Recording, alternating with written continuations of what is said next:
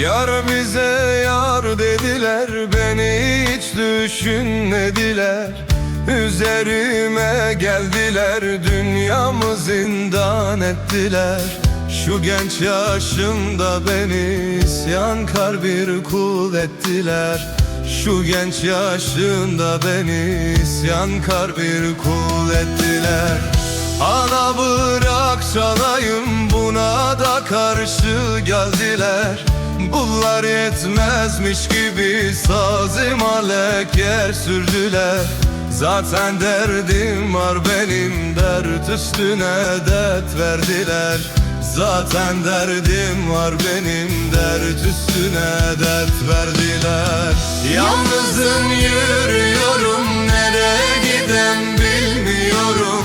Ayrılayım diyorum, buna dayanamıyorum. Ayrılık acısını ölümden zor buluyorum. Ayrılık acısını ölümden zor buluyorum.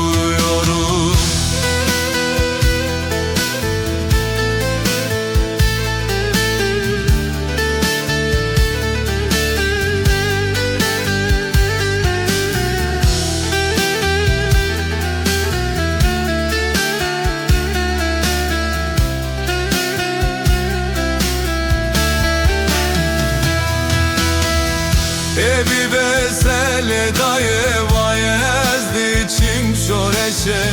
Hemanemin tevcune matene azma merureşe. Sebramin virnaye bileminç boçiye nefeşe. Negri dayı daykamın tevahem etlimin vekil. Bir besele dayı vayezdi çim şoreşe. Hevanemin tevçune matene azma merureşi. Sebramin livnaye dilemiş boçiye nefeşe.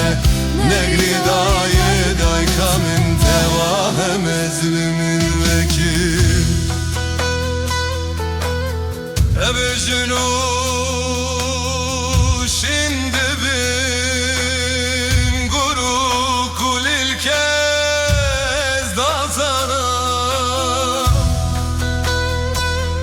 Evet.